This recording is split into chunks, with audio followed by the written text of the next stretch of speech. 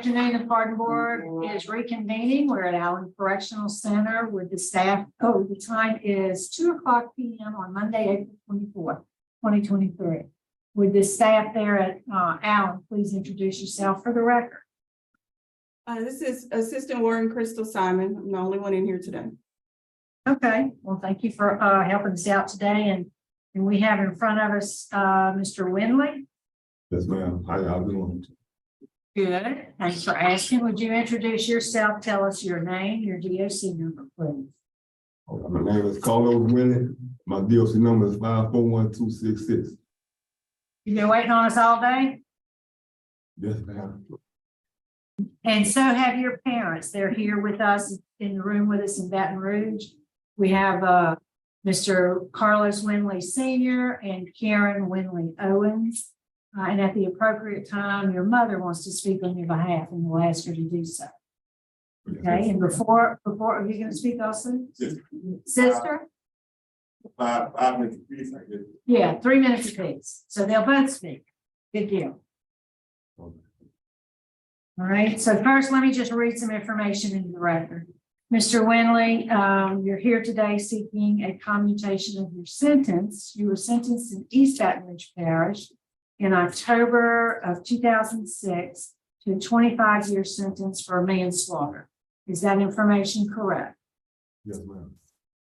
Your case has been assigned to Mr. Freeman, seated to my far right. Would you answer his questions? Okay, Mr. Winley, how old are you? 36. 36, okay. And how long have you served on this charge? Been down 16 and a half right now. Okay. And you're a first felony offender. Yes.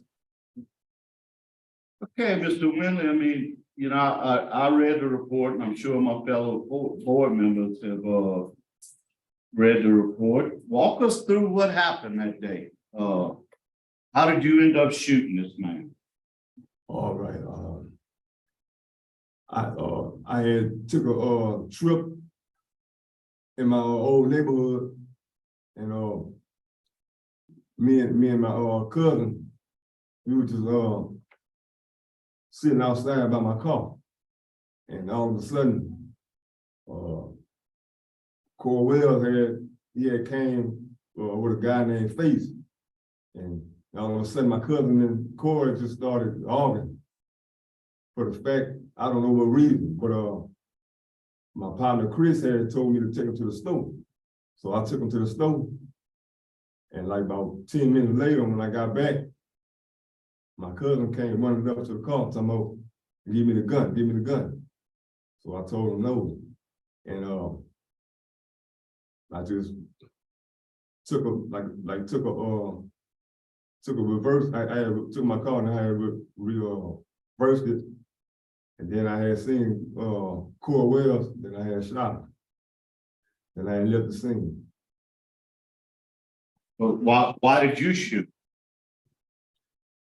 Well, like I said, my cousin, like, he was bleeding, and I took consider, when I seen him bleeding, I just took consider, and I just took care of it for him.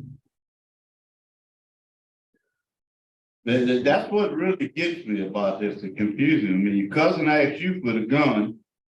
You told him no, like you didn't want him to shoot him, but yet then you turned around and you shot him. I mean, try to explain that to me. Were y'all drugs and alcohol involved? Well, I was on alcohol. He wasn't on nothing. I was on alcohol, to the fact, you know, I was going through something, and I just, like I said, I just took it on, and I just shot Corey Wells. Have you ever received any treatment for your alcohol? Well, I took some classes when I've been down since I was incarcerated. Okay, and what did you learn from those classes? I learned from, substance abuse and, anger management. You know, living in balance. I learned from, them classes. You know, drinking problems could lead to, anything. And that's what it had led me. And I then took responsibilities for what I had did, and I should have took that the right way. Okay, do you attend AA and NA right now? No, sir. Is it offered at that facility? I took recovery that dynamic. I took that. I took recovery dynamic. Yeah, I see that. Yeah. Also a Pride member, and you've taken Cage Your Rage. What you learn from Cage Your Rage? I learned a lot from Cage Rage. That anger, like I say, anger could lead to anything too, man. You know, you can control your anger by, you know, like I say, exercising, taking a deep breath. You know, they can really, you know, control your anger. Or, you know, go outside and, you know, just let it all out. And, you know, I learned a lot from that. Okay, you have some law enforcement opposition, which is to be expected. The sister of the victim is opposed. Your family is unopposed. You have a low risk, a low need, your custody is medium, your institutional record is fair. Why do you have a fair institutional record? Have you had any problems since you've been there? I did have one problem. Okay. This guy, I didn't know him, like when I came back to DCI, I didn't know him. But he had he took he knew I had a parole date, and like I say, he snuck me in the kitchen while I was eating. He had a knife, but I don't know why he did that. I don't know why, but I didn't. Like I say, I had this Clemson on my head, and I had to think mind over matter, and I had to choose wisely. So that's why I ain't do nothing, cause of my Clemson. And like I said, he had a knife on him. I don't know what made him do that. I don't know what reason, but he had got locked up. But I had the lady seen that I ain't strike back, and then so she threw my right about, and you know, everything. Yeah, I've seen you had 15 write-ups. When was your last write-up? My last write-up was 2020, but it got thrown out. And that's the one you're telling me about. Yes, sir. That's what I was talking. Okay. Yeah, When was your last write-up before that? 2015. Yeah, what was it about? I think, let me see. Somebody had put some stuff in I had a hygiene bag, and one of my partners, he was using my hygiene bag, but they had some type of mojo in my hygiene bag. They had locked me up for that, but I had beat that when I was at Tensar. I had beat that because I didn't, I had did an affidavit, and I told people I didn't have no access to no mojo and all that. And one of my pilots, he had took the affidavit, and he had wrote stating that that was his mojo. And I did beat that. Okay, let me ask you this, Mr. Winley, you took a plea deal, correct? I mean, they charged you with second-degree murder, you pled to manslaughter, Yes, sir. and you got 25 years. Yes, sir. Tell me why I should let you out now when you took this plea bar. I feel like I learned a lot. I done seen, I done seen all kind of stuff. I done, been in all kind of stuff. I didn't even help younger cats stay out of trouble. So I feel like, by these years, I done rehabilitate myself, and I done learned from what not to do and, what to do and follow instructions. Warden, you have any comments? I really don't, Mr. Freeman, other than, his conduct is not horrible. And he currently is a dorm orderly, right now for the facility. Thank you. I have no further questions. Mr. O'Shea? Thank you, Madam Chair. Mr. Winley, good afternoon. How are you? Doing all right. How are you doing? Good. Mr. Winley, what are you expecting this board to do this afternoon? You have a good time date in January of 2027, about 3.5 years from now. What are you requesting this board to do today? I am a prisoner of the board for to get my freedom back and let me back into society and start over. Mr. Winley, you have a good time date in January of 2027, so you already have a release date. So tell me, what are you requesting us to do? Let me parole out. I'm gonna Want to move up your parole date? yes, Now, sir. were you aware when you pled guilty to manslaughter and received 25 years, you had to do 85% of your sentence before you were eligible for parole? Were you aware of that? Yes, sir. Why do you want to change it now? Because I feel like my family need me. I feel like I can change the community. And I can, I can bring positive, to the community, what's going on now. And I feel like I could do much more.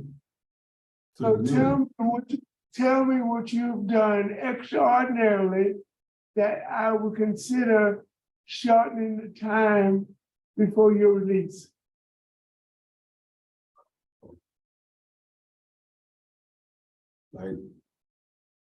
Like work-wise, I've been working. I was in GED, but they had shipped me here at Allen Correctional Center, and I was about to take the high set. I And just graduated. What happened? I had got transferred. Okay. I'm almost sure you can take your GED test at Allen. Yeah, I had put in. I had put in for it. Okay. I had put in for it, but I Thank had you, to. All right. All right, Mr. Winley, we're gonna hear from your parents now. First, we'd like to hear from your mother, Ms. Owens. Would you, yes, thank you. Yes. I'm Carlos, I'm Carlos Jr.'s mom. And, I'm very, I'm humbled with acts for mercy and, for Carlos Jr. I know he been gone a long time and like he was saying, how he wanna help the community. I mean, see, we have a lot of boys in our family, and I think he would be a positive influence in helping them. Me and his dad, we would support him in every way. We'll offer our home back to him. We want him to come home. My husband has a business for him. We're gonna try to keep him straight. We're gonna surround him with, being positive and I know we're gonna encourage, he's going to go to church. He has to come to my home. And we're gonna give him that guidance. And I'm just asking for mercy. It's been a long time, and I'm very remorseful for what he did there. Yes, ma'am, thank you. Mr. Winley, Senior?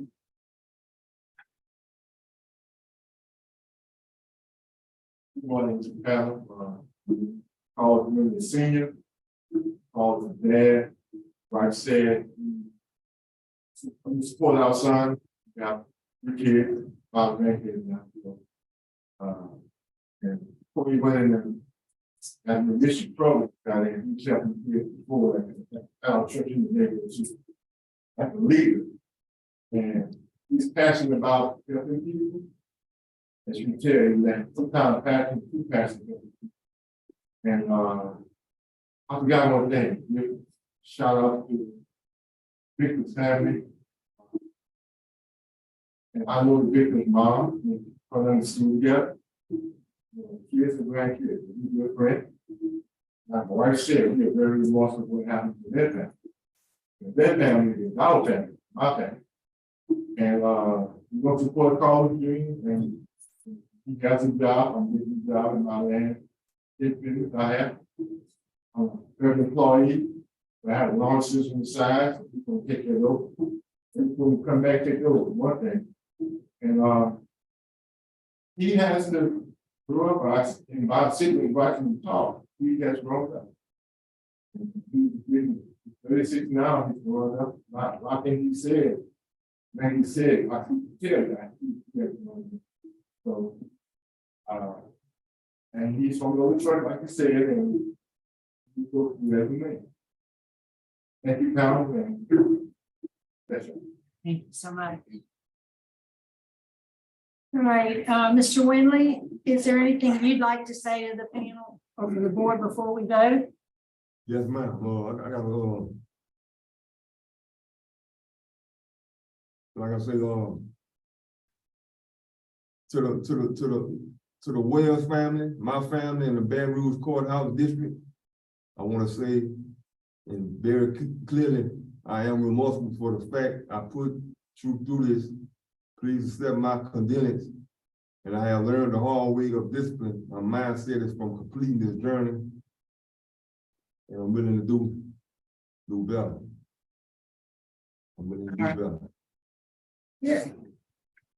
All right, I think we are prepared to vote. Mr. Freeman will be voting first. Okay, Mr. Winley, I think your time is coming. I do not think today is that time. And you took a manslaughter plea, so you've only served 16 years for actually killing someone.